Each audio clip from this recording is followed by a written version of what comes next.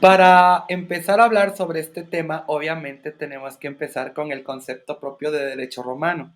En sentido estricto y desde una perspectiva normativista, el derecho romano se entiende como el complejo total de las experiencias, ideas y ordenamientos jurídicos que tuvieron lugar en el proceso histórico de Roma desde los orígenes de la ciudad-estado, por ahí del año 753 a.C., hasta la muerte del emperador Justiniano, que data del 565 después de Cristo. En un sentido más amplio, el derecho romano lo vamos a entender como, uno, el desarrollo del derecho justiniano en el Imperio Romano en Oriente hasta 1453. Dos, la recepción y reconocimiento del derecho romano por los pueblos bárbaros primero y más tarde por las incipientes monarquías medievales asentadas en el occidente de Europa. 3. En el siglo XIII, el derecho romano se entendió como la elaboración doctrinaria resultante del estudio del Corpus Juris Civilis y su adaptación a los ordenamientos vigentes de los pueblos europeos, desarrollándose un derecho común europeo, que también lo vamos a conocer como el Jus Comune, cuya influencia constituyó la base de los sistemas jurídicos nacionales. 4. Como fuente utilizada en los dos últimos siglos para la formación de códigos, especialmente de derecho privado en gran número de legislaciones contemporáneas. 5. La organización teórico-práctica que los juristas alemanes del siglo XIX hicieron de la compilación justiniana con las necesidades y modalidades de la época hasta la promulgación del Código Civil alemán en 1900. Y por último, en la actualidad se considera que la ciencia del derecho privado y la cultura jurídica en Occidente hunden sus raíces en el derecho romano, de ahí su gran valor científico. Ahora, tenemos dos conceptos más que tenemos que definir. Tenemos que definir derecho y tenemos que definir religión. En los orígenes de Roma, como ocurre en la mayoría de los antiguos pueblos, el derecho guardaba vínculos muy estrechos con la religión y la moral. Sin embargo, el derecho romano tuvo el mérito de separar los preceptos religiosos de las normas jurídicas a grado tal que tenían expresiones propias para designar y comprender unas y otras. Jus se refería al derecho propio de los humanos y fas era considerado como lo justo religioso o lo que estaba conforme a la voluntad de los dioses. Lo contrario a la voluntad divina se consideraba nefasto, nefas. De ahí viene esa palabra. ¿Ok? Ahora, preceptos del derecho, o que también conocemos como precepta juris. Según el jurista romano Ulpiano, los tres famosos preceptos que sintetizan los fines del derecho para lograr la convivencia social dentro de ciertas reglas son: vivir honestamente, honeste vivere, no dañar a otros, alterum no ladere, y tres, atribuir a cada quien lo suyo, sum cuique tribuere. Ahora, en el concepto de justicia, que lo vamos a entender como justitia, Ulpiano define a la justicia como la constante y perpetua voluntad de dar a cada uno lo suyo, y esto tiene su locución en latín, que es justita est constant et perpetua voluntas in sum cuique tribuendi. Los romanos entendían a la justicia desde un criterio práctico conforme al cual se logra resolver el concreto y específico problema presentado ante los tribunales.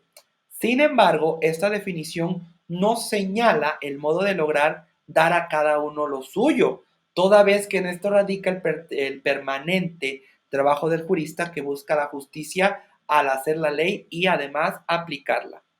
Ahora viene el concepto de equidad, o en latín aequitas.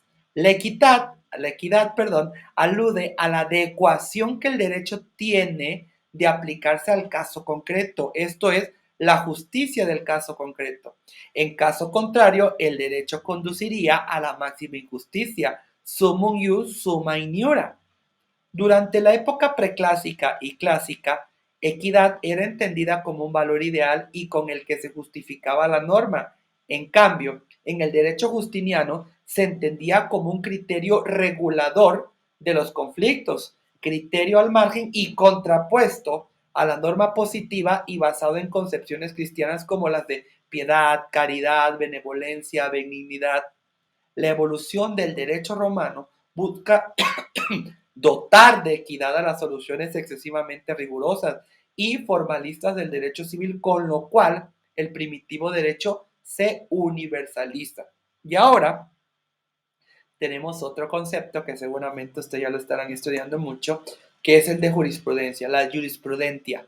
Ulpiano define a la jurisprudencia como el conocimiento de las cosas divinas y humanas, la ciencia de lo justo e lo injusto. Jurisprudencia es divinarum acte humanorum rerum notitia justi adque justiti scientia. La jurisprudencia es entendida como aquel conocimiento del derecho, saberes prácticos ahora recientemente, saberes prácticos del jurista a través del cual se es capaz de establecer lo que se ajusta al derecho. Para algunos autores, la referencia de las cosas divinas y humanas tienen su origen en la época arcaica, en donde los colegios sacerdotales eran los únicos conocedores del jus y del fas, del derecho y de la religión. Ahora, concepto de derecho, concepto de jus. Para los romanos, la palabra jus tenía varias connotaciones. Entre ellas, equivalía al ordenamiento jurídico, es decir, lo que la doctrina llama derecho objetivo. Obviamente, jus lo vamos a entender como bueno, ya han de estar ustedes eh, aburridos, como el conjunto de normas que regulan la conducta del hombre en sociedad, en donde la organización política garantiza su cumplimiento mediante la imposición de sanciones. Pero jus también es utilizado para señalar el poder o facultad derivada de la norma del derecho subjetivo para exigir de alguien una determinada conducta. El derecho romano se presenta como un sistema no de derechos subjetivos, sino de acciones. En la práctica, los romanos no determinaban si una persona en un caso determinado tenía un derecho subjetivo, señalaban si el ordenamiento jurídico le dotaba o no de una acción. De ahí que, por ejemplo, Jering afirmara que el derecho romano es un derecho de acciones. Y por último, jus también significó estatus o situación jurídica de una persona frente al ordenamiento. Así, por ejemplo, el sui juris es una persona a la que se le atribuye un estatus jurídico determinado. Es importante que les tenga que señalar que los romanos no formularon definiciones o caracterizaciones abstractas de jus en su principal significado de ordenamiento jurídico. En el siglo II después de Cristo, Celso señala que el derecho es el arte de lo bueno y equitativo. Jus es arboni e archi, idea que ha dado lugar a varias interpretaciones. Una de ellas determina que este concepto puede confundir al derecho con la moral. Otros autores, en cambio, lo refieren como la técnica utilizada por el jurista para establecer lo que es bueno y equitativo en cada caso concreto, tomando en consideración las circunstancias específicas. Ahora, este derecho tenía distintas clasificaciones. Primero, el jus quiritium o el derecho quiritario. Este derecho de los quirites era el de los antiguos ciudadanos romanos a quienes se les aplica posteriormente el más antiguo derecho civil, el jus civile. Ahora, el jus civile, que es el derecho civil, es el derecho vigente en Roma que se aplica exclusivamente a los ciudadanos romanos, a los chives. Originariamente estaba formado por la interpretación de colegios pontificios en torno a la costumbre tradicionales, los mores maiorum, y a las normas de las 12 tablas. Con el tiempo, su ámbito se extendió al derecho emanado de leyes, plebiscitos, senados consultos, jurisprudencia y las constituciones imperiales. Viene el jus honorarium o el derecho honorario. Según Papiano, el derecho honorario es el que por utilidad pública introdujeron los pretores con el propósito de corroborar, suplir o corregir el derecho civil. Emana, por tanto, de aquellos magistrados investidos de la facultad de decir el derecho mediante dictos, especialmente con función jurisdiccional, como es el caso de los pretores, ediles curules, gobernadores de provincia y algunos magistrados municipales. Con la aparición de este derecho, que se instaura paralelamente al jus civile, al que influye e inspira, surge un dualismo entre el derecho civil y el derecho honorario que se refleja en la evolución de las instituciones jurídicas. Luego viene el jus gentium, que es el derecho de gente. Es el derecho común de todos los pueblos del Mediterráneo organizados políticamente. Comprende normas e instituciones que nacen del tráfico comercial entre los pueblos. Sus reglas son simples y flexibles, desligadas de las antiguas formas solemnes y, fíjense, estaban basadas en los principios de buena fe y de equidad. Se aplicaba para resolver conflictos entre extranjeros o entre estos y los ciudadanos romanos. El jus naturale, o el derecho natural, era el derecho común a todos los animales basado en la razón natural, en la ratio naturalis, presente en todos los seres humanos e incluía por lo tanto a los esclavos. Hacia el siglo II después de Cristo, Ulpiano señala que por derecho natural todos los hombres nacen libres y era desconocida la manumisión al no reconocerse la esclavitud, que todavía seguía existiendo. Ahora, el derecho público y el derecho privado, jus publicum y jus privatum. Existen dos aspectos del derecho y eso ustedes ya se los enseñaron. El derecho público se refiere a la res pública romana, por tanto tiene por objeto la constitución del Estado, organización de culto y la regulación de los poderes públicos con los chives, con los ciudadanos. Asimismo, el derecho público es el ordenamiento religioso de los sacerdotes y de los magistrados.